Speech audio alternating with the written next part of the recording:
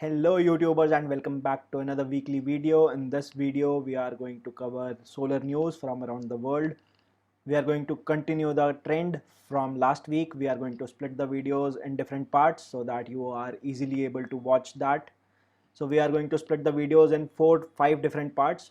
Firstly, news from Indian solar industry, international solar news, news from ancillary solar industries, news from EVs, and news from research and innovation in the renewable tech space. So let's get started. I would say keep hydrated and let's get started.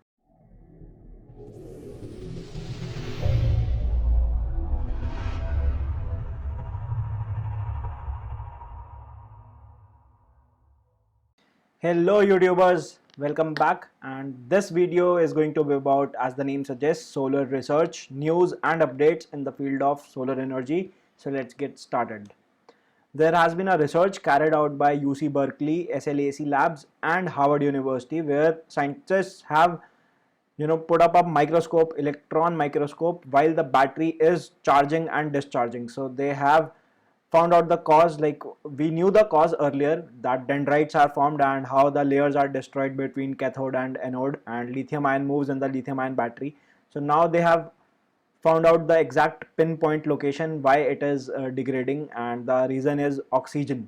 So tiny bubbles, oxygen bubbles, are formed when the batteries are being charged and discharged, and these nanoparticles of oxygen, they keep leaking from the cathode layers, and this is the reason that nickel, cobalt and manganese layers are degraded, because oxygen seeps out and creates vacuum and vacancies in the atoms, and this is the reason that the batteries are not able to hold more charge over the period of life cycle.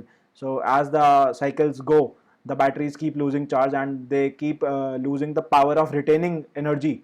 So this is the reason, because oxygen atoms are formed while charging and discharging, and they have done this in an amazing paper that they have published in Nature.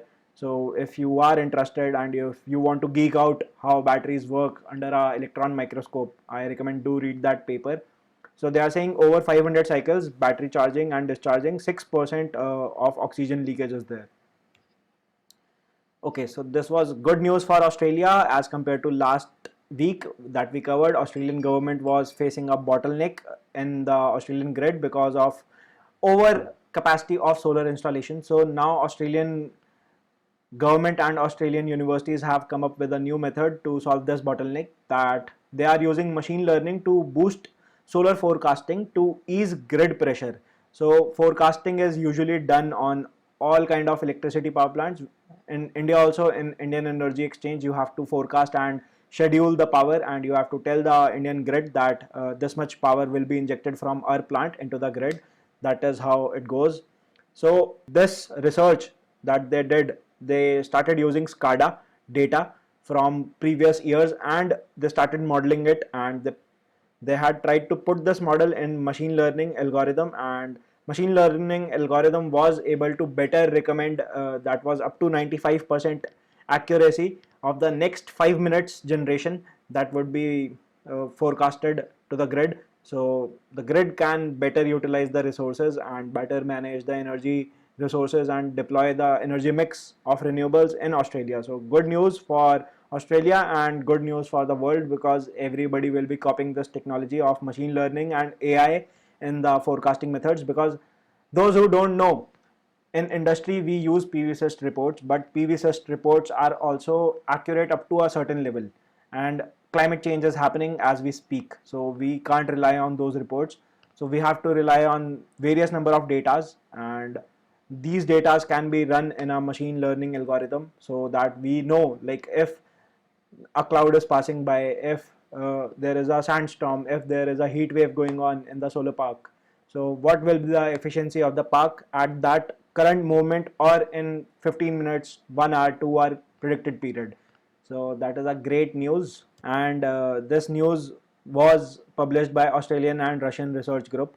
So they have developed a silicon heterojunction solar cell based on p-type gallium doped wafers with an efficiency of 22.6%, and they are saying that stabilized heterojunction technology will be available to the mainstream market within the next decade. So what they did is they started doping this normally boron oxygen is used for doping the silicon wafers, and they have used gallium now, and they are saying that this p-type gallium doped wafer will outcompete the n-type, and it will also outcompete the p-type PERC technology.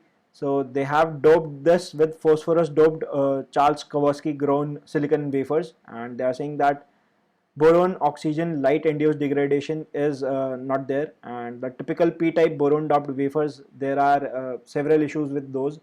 So they are saying that this technology will help them push the heterojunction technology to the mass market. So currently heterojunction cells are very expensive. Panasonic uses those modules, and Berger Meyer also uses heterojunction technology. We have used these technologies in India, and it is very expensive. There is a very small market of HJT cells around the globe. So this is a good news for HJT cells, because HJT cells offer higher efficiency, and efficiency is higher, so area required is less. Good news.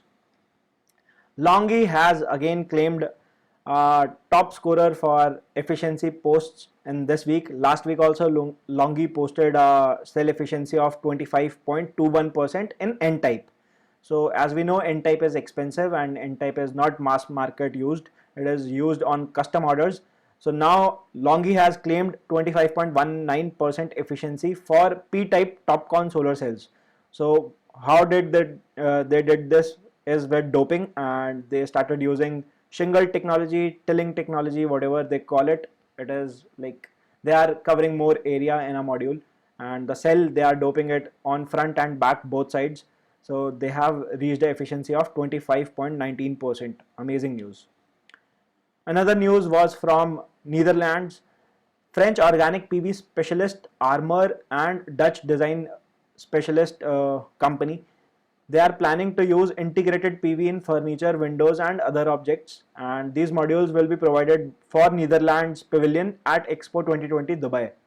So how they are doing this is they are using transparent solar cells, organic solar cells, and they are adding color to it in form of organic inks derived from organic vegetables, obviously, and they are using it to put up on their expo. So how this module is, it is producing 40 watts per meter square, and the weight is half kilograms, and the efficiency is good. Efficiency is about 15%. So these solar cells and these solar modules can be used for sensors, small sensors. It can't be used for power plants, but it can be used for sensors like heating and ventilation sensors, lighting sensors. So this is a good technology to have. Another news from agrovoltaics. So Germany has a EPC contractor named Goldbeck Solar, and they have developed a arc-shaped PV technology. So they are using a arc-shaped PV technology for agrovoltaics application, and it is an interesting read. So who are interested in agrovoltaics, please go read this, and please see the design of their arc system that they have developed, because it is a modular solution, and it is they are saying it can be slided.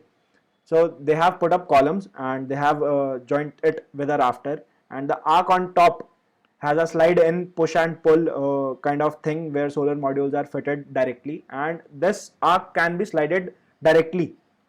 So as you see in this picture, if you see the cursor, this arc can be slided to and fro depending on the farmer's needs.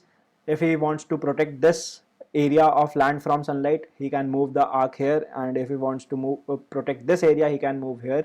So it can be a game changer for agrovoltaics market, and they are saying that the company will test this new technology in a 45 megawatts PV project.